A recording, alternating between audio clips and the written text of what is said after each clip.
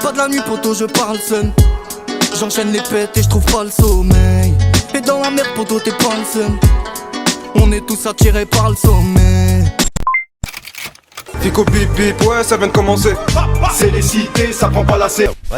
Vas-y, c'est parti. Équipe, bon bah c'est la petite vidéo actu de jeudi, tranquillou, je te mens pas, j'ai pas vraiment d'inspi pour cette intro, donc bon, voilà. Et négro, je vois tout comme Fico.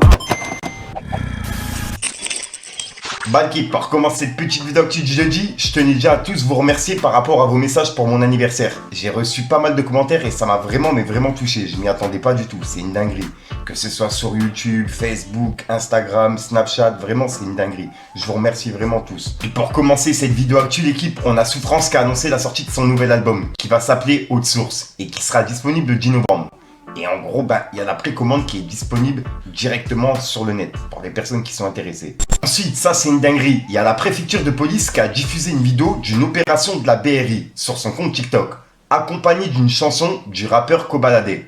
En gros, ils ont passé un passage d'une musique qui dit « Scu, il y a les keufs devant la porte à 6h, la juge m'a dans le viseur ». Et en gros, c'est une vidéo de la BRI qui fait une descente dans un appartement, tu vois. Et elle a été publiée par Bref Police sur TikTok. C'est une dinguerie. Et c'est en train de tourner partout.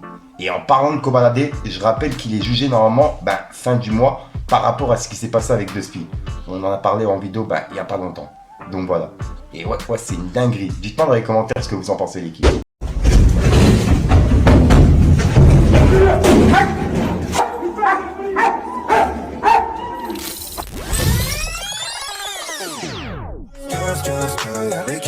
Ensuite, il y a quelques jours, je vous ai parlé de Shai, qui a annoncé la sortie d'un nouvel album. Et ce nouvel album sera disponible cette année.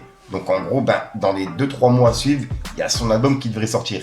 Et ce soir à minuit, il y a un extrait qui est disponible sur toutes les plateformes. En gros, il y a un son qui sera disponible. Ensuite, il y a quelques jours, il y a Maes qui a publié une vidéo et en gros, c'est des Italiens qui insultent Booba, tu vois. Donc si j'ai bien compris, il était en Italie pour tourner un clip. Et il me semble que c'est le clip avec Baby Gang. Puisqu'en fait, Baby Gang, il vient d'Italie. Et c'est un rappeur marocain. Mais il vient d'Italie, tu vois. Et en gros, il me semble que Maes, il était là justement pour tourner ce clip. Et on peut voir qu'il a écrit « C'est rassurant ». Et il a mis un smiley mort de rire. Et regardez la vidéo.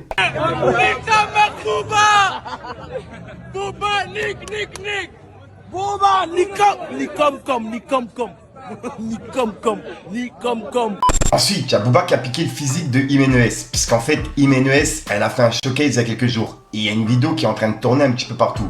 Et on peut voir qu'il écrit « Attention à la chirurgie, façon Maïva Genam. C'est la prochaine à tomber et à tout perdre. » 3 petits points. Ensuite, il y a quelques semaines, on a vu que MHD il a été condamné à 12 ans de prison. Et je vous ai fait une vidéo en vous expliquant comme quoi il avait 10 jours pour faire appel. Et là, en fait, il a fait appel de sa condamnation.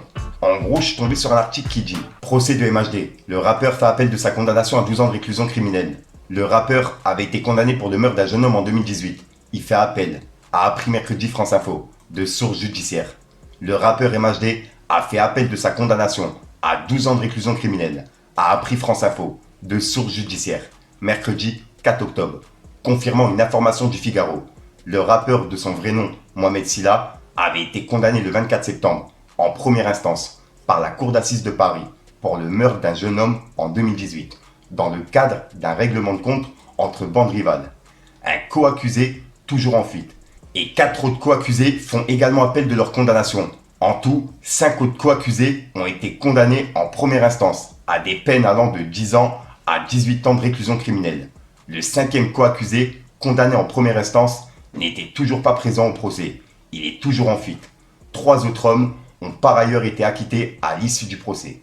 Donc en gros, là, il y a MHD et 4 autres personnes qui sont justement dans l'affaire, qui font appel de leur condamnation. Donc à mon avis, il y a un autre jugement qui va se refaire par rapport à ça, si j'ai bien compris. Dites-moi dans les commentaires ce que vous en pensez, l'équipe. Ensuite, il y a Sean, le manager de Frisk Orleans, qui a poussé un coup de gueule par rapport aux personnes qui font des débats comme quoi Frisk Orleans, il serait dans un complot, etc. Tu vois. Et en gros, il a poussé un coup de gueule par rapport à ça. Il a dit « Ils sont beaucoup à ne pas comprendre une chose très simple. Je les vois débattre, hypothéser, fantasmer même, faire des scénarios, essayer de rationaliser au max. Ce que Rap Freeze n'est pas stratégique, mais tout simplement ce qu'il a envie de rapper, de dire, de partager avec son auditoire. Il rappe à l'instinct, pas de ligne par stratégique. D'ailleurs, par preuve, Alors qu'il était très peu connu, il y a à peu près une décennie, son rap avait déjà ce caractère. Je suis surpris d'en voir autant tomber dans le piège de ce pseudo-constat, plus qu'erroné, alors que ses projets antécédents sont là pour en témoigner. Beaucoup trop d'analyses foireuses où j'en vois essayer de briller, plaire, faire de la démagogie. Pour certains, détester Freeze, mais essayer de nuancer avec ses perfs pour noyer le poisson. Ridicule et marrant en même temps. C'est le jeu, j'ai l'impression. Sacré humain. Je vous vois. 3 petits points. Et en gros, là, il pousse un coup de gueule par rapport à ce que je vous ai dit. Dites-moi dans les commentaires ce que vous en pensez, l'équipe. Ensuite, il y a quelques jours, on a parlé de Kerry James par rapport à son film Banlieusard 2 qui est disponible sur Netflix et son album qui est bientôt disponible. Et en plus de ça, il a fait une interview qui est disponible sur la chaîne de Hustle avec le Sherman. Et dedans, il avait parlé de la mafia Quinfri. Et là, il y a une autre interview qui est en train de tourner. Et dedans, il parle également de la mafia Quinfri, tu vois. Et pour ceux qui ne l'ont pas vu, c'est en train de tourner un petit peu partout. Moi, personnellement, je viens de tomber dessus, donc je tenais à vous la partager. Regardez. La fin des années 90. J'ai d'abord rencontré Rof, le 113, et ensuite, après, j'ai rencontré aussi Intouchable qui était de Choisy-le-Roi. Il y avait OGB, Rof, 113 qui eux étaient de Vitry sur Seine. Et donc, on a formé d'abord un premier collectif qui s'appelait l'Union. Faisait lui-même partie d'un autre collectif qui s'appelait le mouvement authentique. Et ensuite, après, on a pris notre indépendance, on a formé ce collectif qui est devenu la Mafia Quinfri. Et d'abord, qui nous unissait, c'était notre amour pour le rap. Et puis après, on a fait nos classes dans la rue aussi. Il y avait un projet particulier ou est-ce qu'il y avait une ambition quand vous regroupez vraiment, parce que c'est vraiment le terme collectif et pas groupe et que les gens comprennent ça, parce que tu as une association entre des breakers, des danseurs, des backers, des rappeurs, des DJ. C'était quoi l'ambition derrière le projet Mafia Quinfri à cette époque-là? Quand on a décidé de s'appeler Mafia Quinfri, il y avait vraiment quand même l'influence de la rue qui était très présente et très forte. On voulait pas faire que de la musique, quoi. On avait un plan qui dépassait la musique.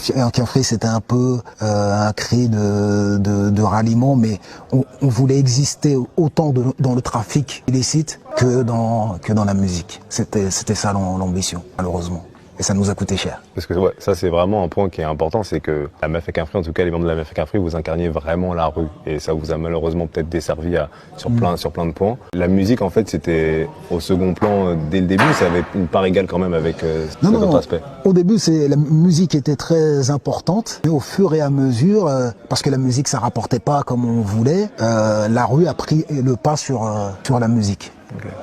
Vous étiez combien en tout? On doit être une quinzaine. Mais il y a des gens qui n'étaient pas forcément des rappeurs. Donc voilà l'équipe, c'est tout pour cette petite vidéo actu. Dites-moi vous ce que vous en pensez dans les commentaires et n'hésitez pas à mettre un petit pouce bleu pour soutenir le référencement. Et si jamais vous n'êtes pas abonné, je vous invite à activer la petite cloche l'équipe. Fallait que je te parle d'un truc. On est tous attirés par le sommet. C'est que je suis attendu à la zone. Je suis sous potion mec quand l'eyes on me. Et vaut mieux même pas que tes potes s'en mêlent. Ça rafale même s'ils sont pas 100 000. Faut que les rétrogrades, ce que je pense c'est trop crade. J'ai un pet au crâne, j'vends de la matière, détaillée au gramme.